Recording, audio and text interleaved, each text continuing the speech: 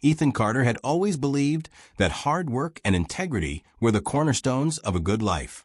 A decorated military veteran turned city official, he'd long since traded the chaos of active duty for the serene yet spirited life on his sprawling ranch. Nestled on the outskirts of a growing town, where wide open skies and endless horizons met the steady rhythm of nature, Ethan's ranch wasn't just property. It was a sanctuary forged through sweat, sacrifice, and the deep-seated hope of a life built on fairness and self-reliance. Every inch of his land told a story. From the meticulously cared-for gardens that bordered the weathered barn to the old oak tree under which he'd once shared heartfelt conversations with his late father, the ranch exuded memories and meaning. It was his retreat after years of service, a place where he could mend both body and soul. Yet, as he strolled along a dusty path at dawn one autumn morning, a sour feeling crept into his heart. The familiar tranquility had been invaded by an all-too-familiar presence. Kerren. Kerren wasn't simply a neighbor. As the self-appointed and self-important president of the local homeowners association (HOA), she had morphed into a force of nature all her own. Her crisp pastel suits and perfectly coiffed hair were as much a uniform as Ethan's camo jacket once had been. But where Ethan's life was marked by honor and humility, Kerren's was defined by entitlement and control.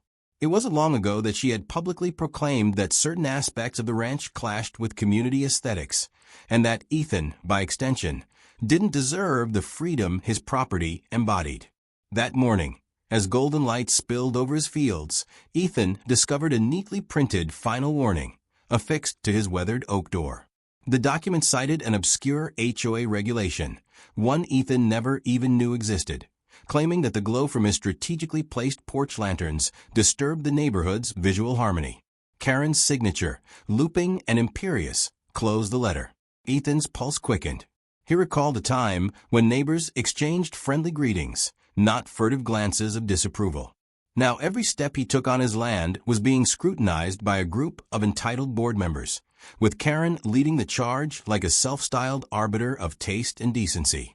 He couldn't help but remember the conversation from last month, a tense, hushed exchange in the HOA meeting room. Kerren had leaned forward, eyes flashing with a mixture of superiority and disdain. "Mr. Carter," she had said in a voice that brooked no argument, "this community thrives on uniformity. Your unique style simply doesn't fit our standards. You must adapt or else." Ethan's retort had been measured, his voice steady despite the sting of injustice. "I built this ranch with my own two hands. It's more than a collection of rules and curb appeals. It's my life. I won't be bullied into changing who I am." Even then, he sensed that Kerren's determination was not so much about aesthetics as it was about power. Now, standing in the early light with the final warning in hand, Ethan felt the weight of that promise. His ranch was not just a home, it was an embodiment of freedom, a freedom that Kerren's incessant meddling threatened to erode. The HOA, under her reign, had become an overreaching arm of bureaucracy. Every fine, every curt notice, and every unauthorized inspection was part of a campaign designed to stifle individuality and reinforce Kerren's control over the community's look and feel. Determined not to back down, Ethan walked out to the front porch and inspected the area in question. The lanterns, which he had arranged carefully to guide his late-night guests to the rustic charm of his ranch, shone with a soft, welcoming light. To him, they symbolized the balance between modern living and the timeless beauty of country life. But to Kerren, they were an affront, a symbol of defiance against the orderly conformity she so desperately sought to impose. His first encounter with Kerren that day only deepened his resolve. As he stepped outside, she appeared at the gate, arms crossed and lips pursed in a frown. "Ethan, I trust you received my notice?" she said coolly, her tone laced with condescension. "I did," he replied, evenly meeting her gaze. "And I intend to see that my property remains exactly as I built it." For a brief moment, the morning air grew thick with unspoken challenges. Kerren's eyes narrowed, as if weighing the worth of this man's defiance against the backdrop of her carefully curated community standards. It was a kind of confrontation that promised not just a clash of wills, but an ideological battle between the values of community order and the right to individual expression. In that moment, Ethan realized that this wasn't merely a dispute over porch lights or property aesthetics. It was a microcosm of a larger struggle.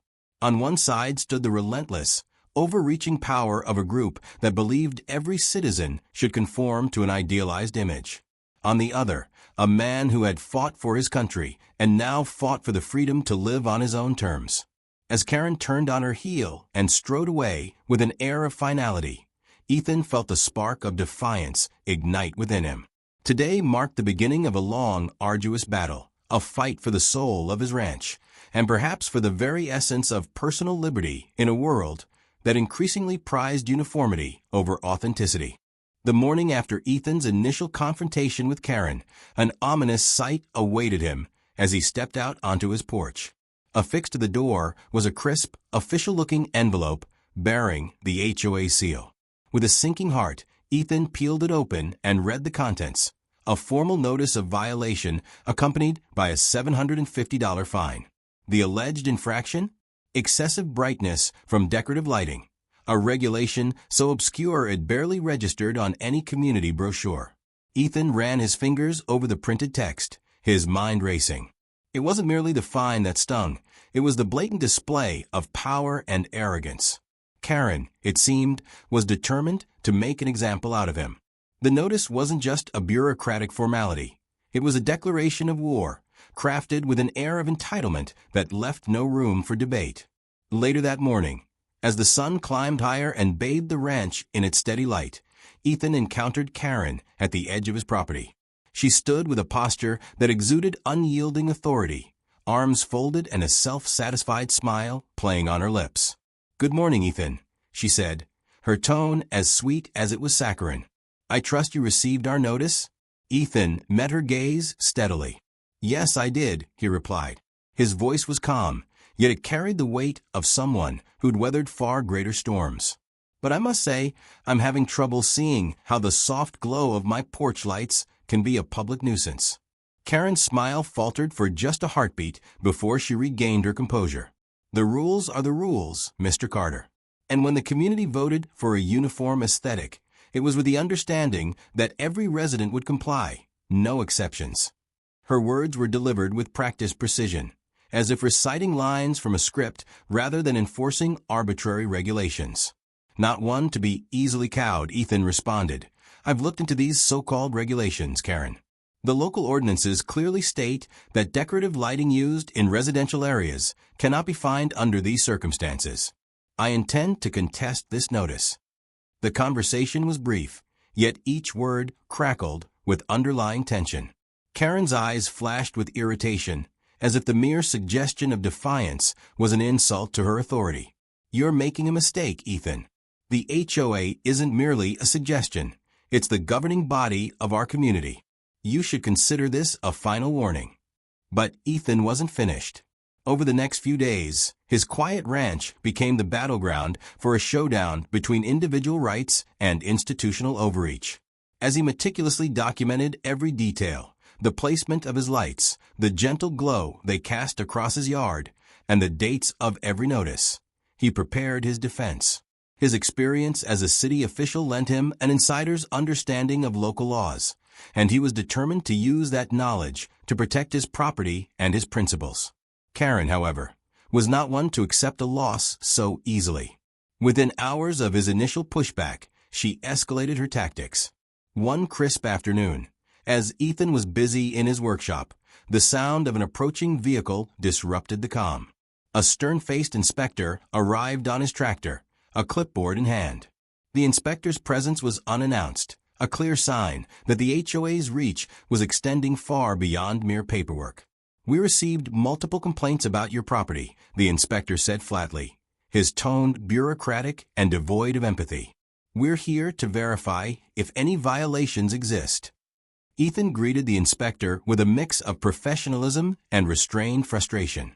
He explained, with precise references to local regulations, how his property met every standard set forth by both the HOA and the city's building codes. Despite his detailed explanations, Kerren's influence seemed to linger. The inspector's eyes darted to his clipboard as though seeking confirmation from someone unseen, a nod from the HOA's unyielding hierarchy.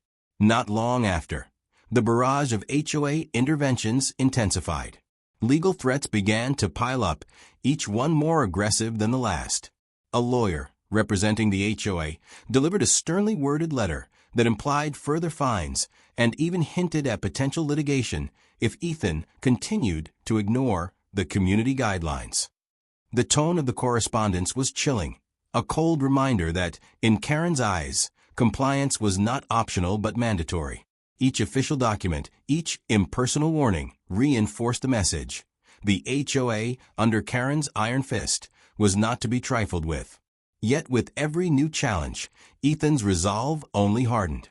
In quiet moments, as he reviewed his records and consulted with sympathetic local officials, he grew more confident that the rules being imposed on him were not only unfair, but entirely unenforceable under the law. The conflict had become more than a personal dispute. It was a clash between the spirit of community independence and the tyranny of unchecked authority. Kerren's smug certainty was now met with Ethan's quiet, determined defiance. Every interaction, every official move, served as a reminder that what was at stake was far more than a mere fine. It was the right to live on one's own terms. As the day wound down and the shadows lengthened across his property, Ethan sat on his porch, the earlier fine a stark reminder of the battle ahead. In that reflective moment, he vowed to stand his ground. The fight was only beginning, and with the law on his side, he was ready to challenge every unjust move that the HOA and Kerren could throw his way. As the days passed after the initial clash, Ethan began noticing unsettling patterns. It wasn't just the fine or the routine inspections anymore. The HOA's tactics were becoming increasingly aggressive and, frankly, illegal. Neighbors started exchanging wary glances and hushed conversations.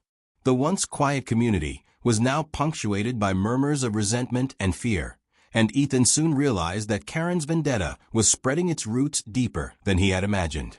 Late one afternoon, while poring over a stack of HOA correspondence on his kitchen table, Ethan's eyes caught a detail that sent a chill down his spine. Several homeowners reported receiving letters threatening severe penalties, including eviction or even the seizure of property, all for violations that were either exaggerated or entirely fabricated.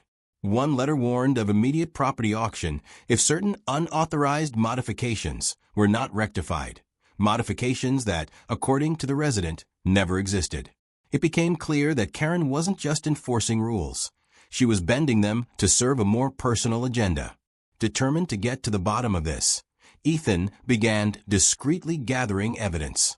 Over the course of several weeks, he installed hidden cameras around the perimeter of his property. At first, he aimed to catch any unwarranted inspections or confrontations, but soon the footage revealed far more. One particularly damning recording captured a conversation between an inspector and a seemingly compliant board member. In a hushed tone, the board member admitted, "Every fine we issue, every violation we cite, it's all going straight into Kerren's pocket." The gravity of the revelation struck Ethan. This was not just bureaucratic overreach, it was outright corruption. Unsure of whom to trust within the HOA, Ethan decided to reach out to other homeowners. Over coffee at the local diner, he listened to their stories of harassment. A longtime resident confided, voice trembling, "I got a notice last week threatening to auction off my home over a code violation that never existed. I'm scared, Ethan." Another neighbor recounted how fines mysteriously vanished from the HOA's official accounts, only to reappear in Kerren's personal ledger. Each story painted a picture of a deeply flawed system where power was misused and fear was the norm. As Ethan compiled his evidence, a meticulous log of dates, copies of letters, recorded conversations, and video footage, the pattern became undeniable. Kerren was leveraging the HOA's authority to not only bully residents, but also to enrich herself at their expense. Her tactics were evolving from petty fines to outright threats of legal and financial ruin. What had started as a personal grudge against his porch lights was now a full-blown campaign of intimidation aimed at subduing the entire community. Late one evening, while reviewing his video logs in the dim light of a study, Ethan uncovered another critical piece of evidence. A recorded interaction with a new inspector, who appeared overly eager to find non-existent violations, ended with the inspector remarking in a low voice, "If we can scare him enough, maybe he'll just give in, and that leaves Kerren all the better." The cold, calculated tone of the conversation was a stark reminder of the power imbalance at play. Here was an inspector, a supposed neutral enforcer of the law, willing to twist his role to further Kerren's agenda. The evidence, however, was only one part of the mounting pressure. In parallel, a subtle shift began within the ranks of the HOA board. Some members, long intimidated by Kerren's domineering style, started voicing their unease in hushed, private meetings. One board member, who had previously maintained an aloof demeanor, pulled Ethan aside one day after a community event and admitted, "I've seen things that don't add up in the books. Fines are being funneled away, and I fear Kerren's playing us all. I wish I had the guts to speak up, but she always makes sure dissent disappears." This confession, though shared in confidence, was a turning point. It indicated that Kerren's control over the board was not as absolute as she intended, and that cracks were beginning to show. Galvanized by this insider information, Ethan realized that his fight was no longer a solitary struggle. The corruption had poisoned the very fabric of the HOA, and if left unchecked, it would continue to terrorize the community. With a clear record of every shady interaction, he contacted a local attorney specializing in HOA law. The attorney reviewed the evidence with a discerning eye, remarking that if they could secure further documentation, a full audit of the HOA's finances might be imminent. Such an audit could expose not only Kerren's misdeeds, but also implicate those board members who had turned a blind eye. Ethan's next steps were methodical. He reached out to affected homeowners, encouraging them to share their own documentation of the harassment they'd endured. In a series of discreet meetings at a quiet community center, a small but determined group began to form. Together, they exchanged copies of threatening letters, recounted encounters with overzealous inspectors, and pooled their financial records. What emerged was an undeniable chronicle of systematic abuse, proof that Kerren's tactics were not isolated incidents, but part of a broader scheme to control and exploit the community. As the evidence piled up, so did the tension. Kerren, sensing that her grip was slipping, ramped up her tactics further. More letters, more fines, and more threats followed, each one designed to intimidate and discredit. Yet, with every new action from Kerren, Ethan's resolve only grew stronger. He now saw himself not just as a defender of his ranch, but as a champion for every homeowner unjustly squeezed by an overreaching authority. By the time dusk settled over the quiet neighborhood, the lines were clearly drawn. Ethan had transformed from a solitary rancher fighting against arbitrary fines into a determined leader ready to expose deep-rooted corruption. With an ever-growing arsenal of documented evidence and newfound allies within the community, he stood poised to challenge the tyranny of the HOA and the powerful, entitled figure at its helm. Kerren's reign of unchecked power was rapidly nearing its reckoning, and the community was about to reclaim its voice and freedom from an institution that had long forgotten the true meaning of home. The tension that had been simmering for weeks finally reached a boiling point one early morning when Ethan awoke to an all-too-familiar disruption. His phone buzzed incessantly with alerts, and as he stepped out onto his porch, he noticed something was off. The power meter was dark. With a sinking feeling, he realized that his electricity had been cut off. A hastily posted notice on his door explained that the HOA had temporarily suspended utility services, pending an investigation into unauthorized modifications. The reality was unmistakable. Kerren was taking drastic, unorthodox measures to force him into submission.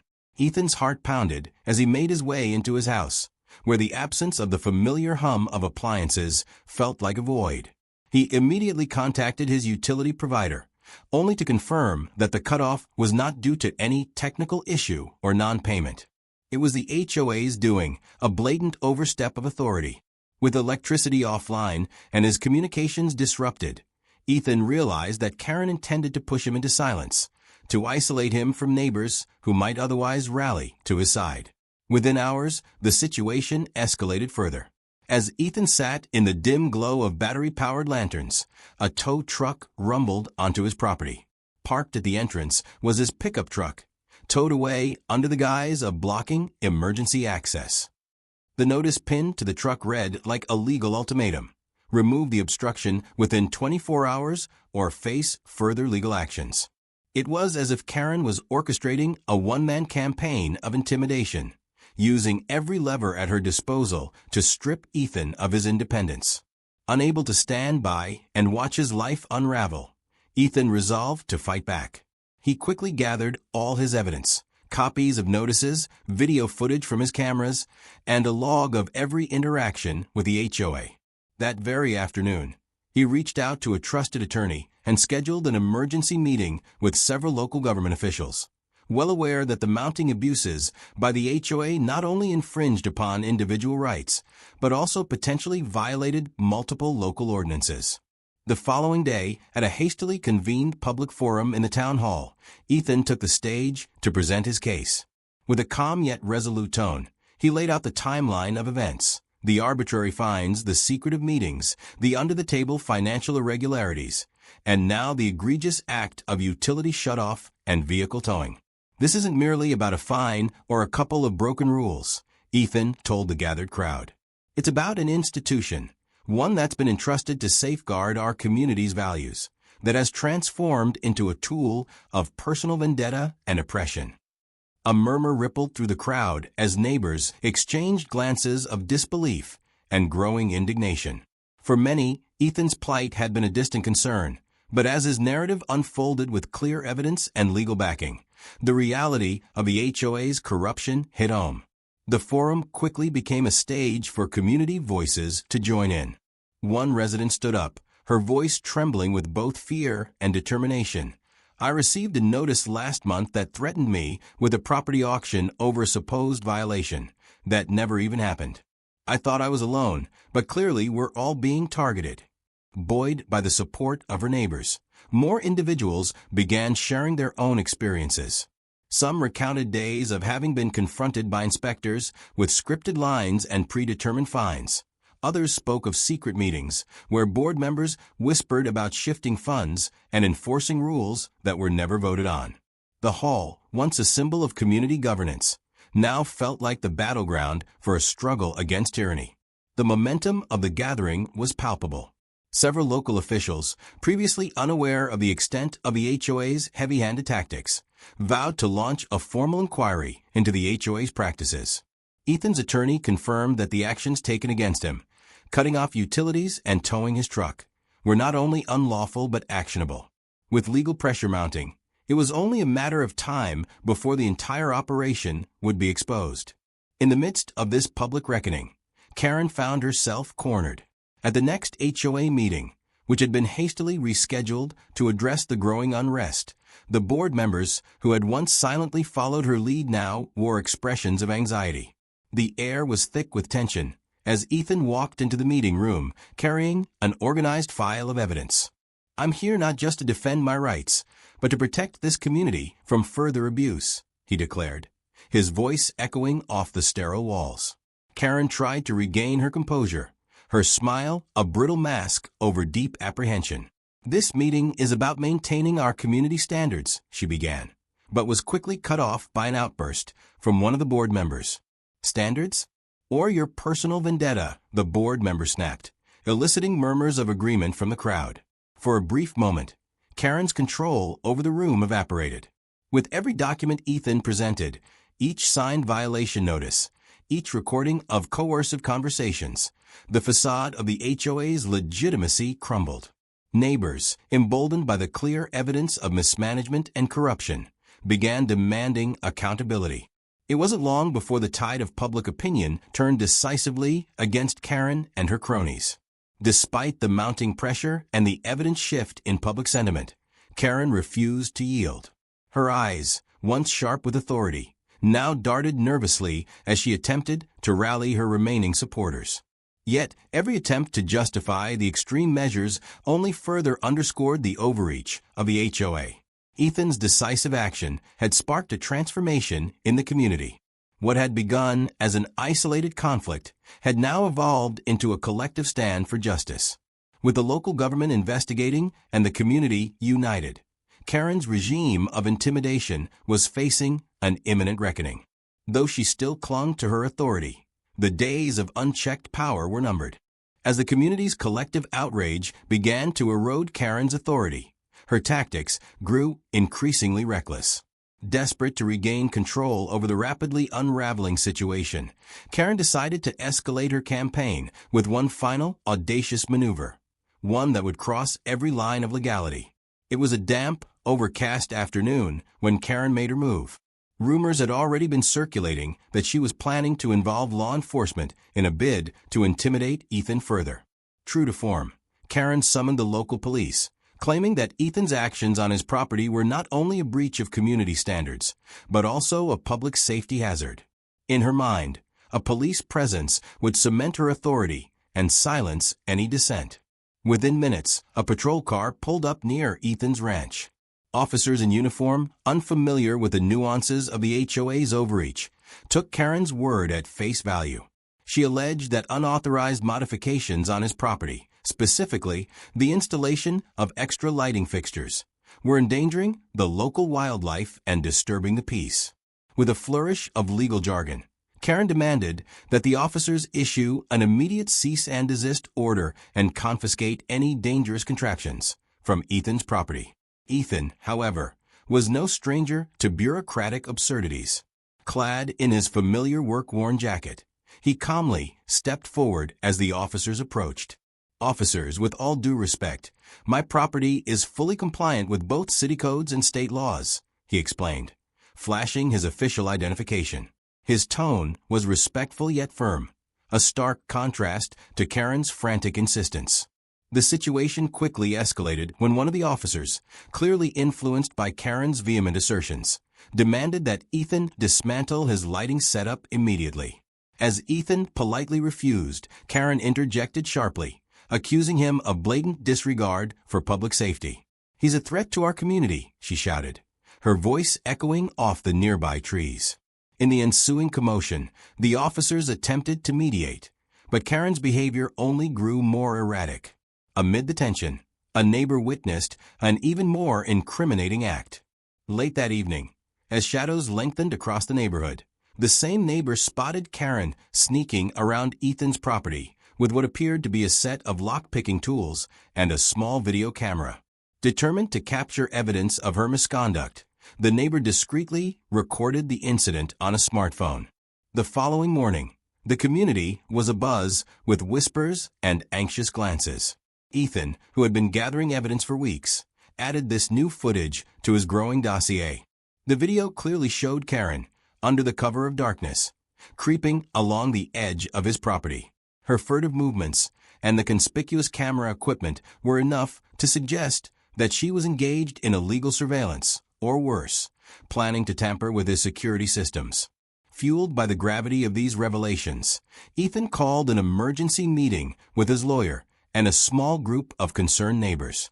As they pored over the evidence, the conversation turned to the implications of Kerren's actions. "This isn't just about HOA overreach anymore," his attorney warned. "We have documented trespassing, potential fraud, and clear evidence of illegal spying. Kerren's actions could lead to serious criminal charges."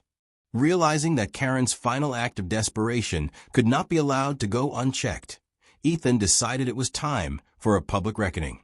With the local police now more cautious due to mounting community pressure and the growing stream of evidence, Ethan arranged a town hall meeting to present the undeniable proof of Kerren's misconduct. At the meeting, a hushed silence fell over the gathered crowd as Ethan, standing confidently at the podium, played the incriminating video. The screen flickered to life, revealing Kerren's covert intrusion into his property. Gasps and murmurs filled the room as everyone watched the footage, a vivid depiction of a community leader stooping to criminal behavior. As the video ended, Ethan spoke with measured conviction. "This isn't about petty fines or aesthetic disagreements," he declared. "It's about integrity. Our community trusted Kerren to uphold our shared values. Instead, she chose to abuse her power intimidate us with baseless threats, and even break the law. His words resonated deeply with the attendees, many of whom had suffered in silence from the HOA's tyrannical policies. The fallout was swift and unforgiving. Within days, local authorities launched a formal investigation into Kerren's actions, and news outlets picked up the story. What had begun as a seemingly isolated case of HOA malfeasance had now erupted into a scandal with potential legal repercussions for those involved. The police, now armed with video evidence and multiple testimonies, moved quickly to arrest Kerren on charges of trespassing and illegal surveillance. In a final twist of poetic justice, as Kerren was led away in handcuffs, Ethan addressed the community one last time. Today, we've seen that no one is above the law, not even those entrusted with leadership. Let this be a reminder that our voices matter, and together we can stand up against tyranny. The room erupted in applause, a moment of collective triumph marking the downfall of an overreaching regime. Kerren's desperate move had backfired spectacularly, exposing her true nature for all to see. With her reputation in ruins and her authority dismantled, the community was finally free to reclaim its rightful voice. And as Ethan watched his neighbors celebrate a long-awaited victory, he knew that the battle for justice was far from over. But today, they had taken a decisive step toward restoring the dignity and freedom of their shared home. In the wake of mounting public outrage and undeniable evidence of misconduct, Kerren's iron grip over the community began to falter. The scandal that had erupted at the town hall meeting, complete with video footage of her illegal surveillance, set off a chain reaction that no one could have anticipated. What was once a controlled and oppressive HOA structure now teetered on the brink of collapse. It started with a full-scale audit. Local officials, spurred on by the clear and damning documentation Ethan had assembled, launched a formal investigation into the HOA's financial practices. The results were explosive. Detailed records revealed that substantial funds collected from fines had been siphoned off into accounts linked directly to Kerren's personal ventures. This misappropriation, combined with testimonies from several board members who confessed to being coerced into silence, painted an unmistakable picture of corruption. At a hastily convened emergency meeting of the HOA board, a palpable sense of trepidation replaced the usual forced compliance. One by one, board members, once cowed by Kerren's domineering presence, began to speak out. "We have no choice," a trembling board member admitted in front of a packed room of concerned homeowners. "The financial discrepancies and the blatant abuse of power leave us no alternative but to remove her from office." His words, spoken in a voice laced with regret and resolve, signaled a turning point. In a swift, unanimous vote, Kerren was formally ousted from the board, her authority dissolved amid a storm of public and legal condemnation. The community's transformation was immediate and profound. The very same neighbors who had once felt intimidated now began to reclaim their voices. In the wake of Kerren's downfall, several news outlets picked up the story, broadcasting the scandal far and wide. Headlines splashed across local papers and online platforms declared that the HOA's days of unchecked tyranny were over. For many, Kerren had become the emblem of a system gone awry, a stark reminder of what happens when power is abused. With Kerren out of the picture, the newly restructured board wasted no time in implementing sweeping reforms. Transparency became the cornerstone of the new administration. Regular community meetings were scheduled to discuss budgets, rule changes, and any concerns from the residents. Homeowners were invited to participate actively in decision-making processes, a marked departure from the opaque practices of the past. This shift not only restored trust, but also fostered a renewed sense of unity and empowerment throughout the neighborhood. Amid these developments, Ethan found himself at the center of the community's celebration. At a special town hall gathering held in the local community center, neighbors expressed their gratitude and relief. Standing at the podium, Ethan addressed the crowd. "This victory isn't mine alone. It belongs to every one of us who refused to be silenced. Today, we have reclaimed our community, our rights, and our dignity." Applause and cheers filled the room, affirming that the long, arduous battle had finally reached a decisive, triumphant conclusion. Even as the legal proceedings continued, fines were levied against the now disgraced HOA, and a few complicit board members faced criminal charges. The spirit of the neighborhood had been irrevocably transformed. What had once been a place of quiet intimidation had evolved into a vibrant, engaged community that valued fairness and accountability. The collapse of Kerren's regime was more than just a change in leadership. It was the birth of a new era defined by mutual respect and transparency. The impact of the scandal resonated far beyond the borders of the neighborhood.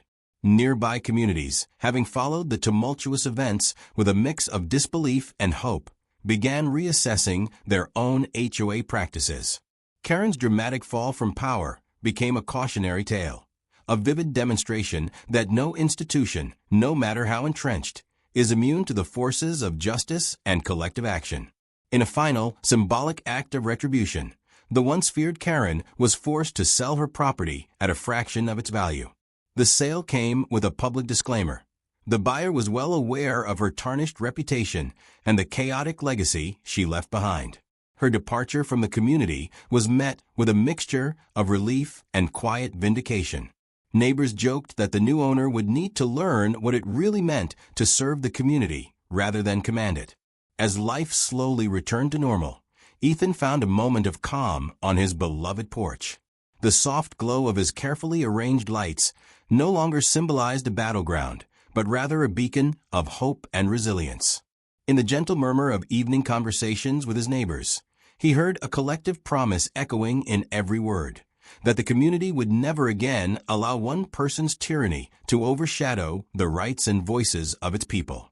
The downfall of Kerren and the crumbling of the oppressive HOA marked the end of an era defined by fear and the beginning of one rooted in unity, transparency, and true community spirit. For Ethan and his neighbors, the hard-won victory was a reminder that when they stood together, no force could silence their shared pursuit of justice and freedom. With Kerren's dramatic downfall and the crumbling of her oppressive regime, the legal hammer was finally set to fall on the entire HOA. The momentum from the public outcry and Ethan's meticulously gathered evidence had created a perfect storm that left no room for evasion. Local authorities, now fully alerted to the extensive misconduct, launched a comprehensive audit of the HOA's finances and operations. The audit's findings were damning. Millions in fines and fees had been misappropriated, and several board members were implicated in a network of corruption that had effectively been a cover for Kerren's personal enrichment. Public records revealed that the HOA had not only violated state and municipal guidelines, but had also engaged in deceptive practices intended to intimidate and silence homeowners. Within weeks, the State Attorney General's office filed charges against the HOA and several of its board members. Lawsuits were swiftly initiated by affected homeowners who had endured fines, threats, and unlawful inspections.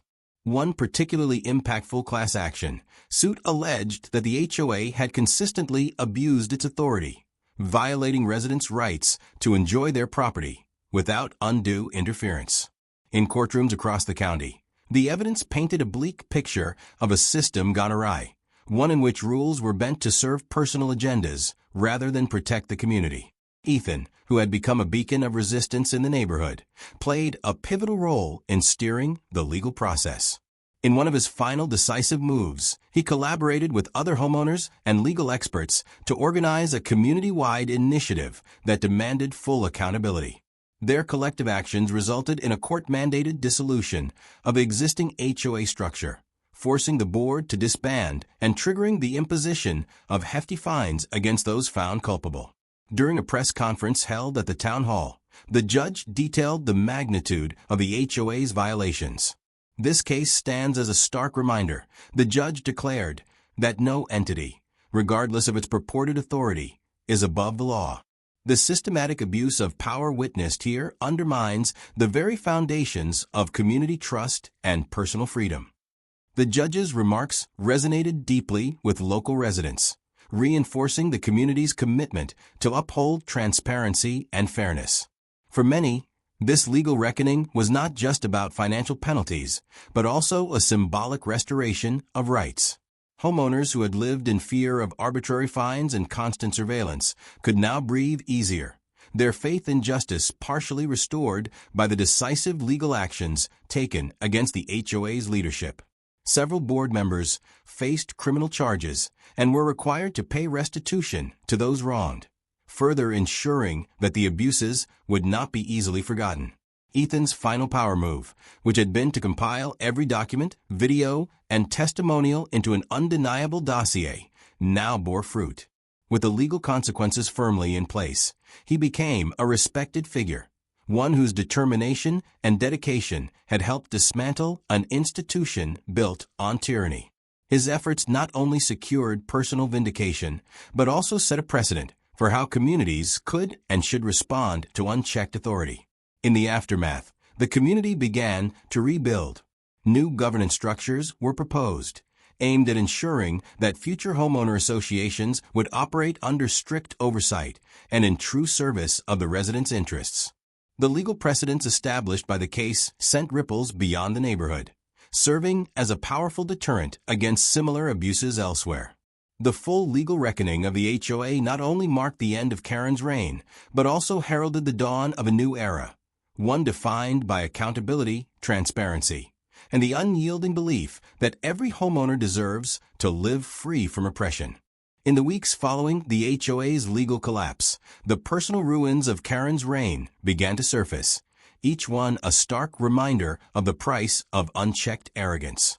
With a scandal behind her, Kerren found herself facing a relentless series of setbacks that stripped away every remnant of her former authority. The first blow came swiftly. News of the investigation and subsequent legal actions had spread far and wide, and soon creditors began calling in overdue payments. Kerren's once pristine car, a symbol of her self-importance, was repossessed in a highly publicized incident that left her stranded on the side of a busy street. The vehicle, a lavish model she had flaunted as a testament to her success, became an ironic emblem of her sudden fall from grace. As if the repossession weren't enough, Kerren's personal life crumbled under the weight of public humiliation. Rumors of her misappropriating HOA funds and her increasingly erratic behavior took a toll on her relationships.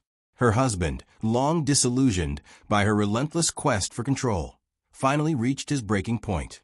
In a bitter, very public divorce, he cited irreconcilable differences and a need to escape the toxic environment that her obsession with power had fostered.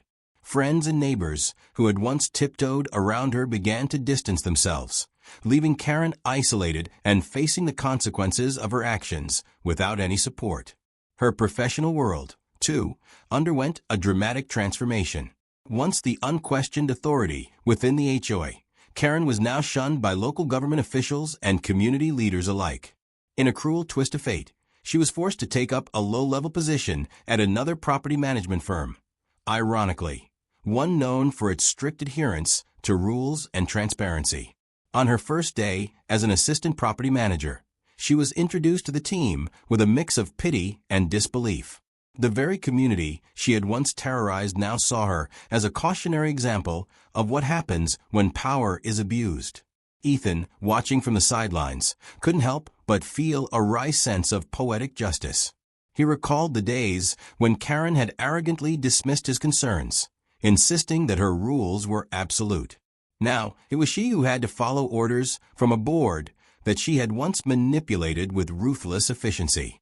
The irony was not lost on anyone in the community. One crisp morning, as Ethan enjoyed a quiet coffee on his porch, a symbolic space that had weathered so much turmoil, he spotted Kerren hurrying past on her way to yet another meeting. Her head was bowed, and the brisk pace of her steps betrayed the anxiety of someone no longer in control. Neighbors exchanged knowing glances as they watched her, the unspoken consensus clear. Kerren's time of impunity had ended. Later that day, a community newsletter featured a satirical column that recounted Kerren's downfall with both humor and sympathy for those who had suffered under her regime. The column closed with a tongue-in-cheek remark. For those who once ruled with an iron fist, there comes a day when even the smallest HOA can turn the tables. May the new era of transparency and accountability remind us all that no one is above the law or the HOA guidelines. As evening fell, Ethan reflected on the transformation of his once troubled community. While the scars of the past remained, there was now an air of renewal, a sense that justice, however hard-fought, had prevailed. Kerren's personal ruin had become a potent symbol, a reminder that when one abuses power, the consequences are inevitable and often humbling. In that moment, with a soft glow of his porch lights casting gentle shadows, Ethan smiled quietly to himself. The downfall of Kerren was not merely a victory for him, but a collective triumph for every homeowner who had ever been silenced. It was poetic justice in its purest form, a final irrefutable statement that integrity and community spirit will always triumph over entitlement and corruption. The dawn of a new day brought with it the gentle hum of a community reborn. With Kerren's reign now a distant memory, the neighborhood basked in a newfound freedom, a freedom earned through perseverance, unity, and the unwavering courage of a few who refused to be silenced. The oppressive rules and constant fear that had once shrouded every street were replaced by the warm, inviting glow of community spirit and transparent governance. Ethan, whose steadfast resolve had been the catalyst for this transformation, now enjoyed his mornings on the porch with a quiet sense of satisfaction. The soft radiance of his well-placed lights, once a symbol of defiance, had become a beacon of hope and renewal for everyone in the neighborhood. Neighbors gathered regularly, sharing stories of how the battle against tyranny had sparked not just change, but an unexpected camaraderie. Over cups of coffee and spirited conversation, they reminisced about the days when even a simple violation notice had the power to shatter their peace of mind. One crisp afternoon, as laughter filled the air at the local community center, where a new board meeting was held with full homeowner participation, a playful moment unfolded that perfectly captured the essence of their victory. While discussing minor neighborhood adjustments, one longtime resident, with a mischievous grin, produced a novelty HOA violation notice from a local print shop. It was a tongue-in-cheek reminder of the past, a parody that listed absurd infractions like excessive use of bright porch lights during a full moon or having too much character in your property decor. The small prop quickly became the center of attention. As it made its way from hand to hand, laughter erupted around the room, a cathartic release after months of tension and uncertainty. Even Ethan couldn't help but chuckle as he accepted the playful notice, reading the fine print that ended with penalty, a lifetime supply of community spirit and personal freedom. With a knowing smile he quipped, "They really tried," his voice laced with both humor and the satisfaction of hard-won justice. As the sun set over the rejuvenated neighborhood, the final scene played out like a perfect closing act.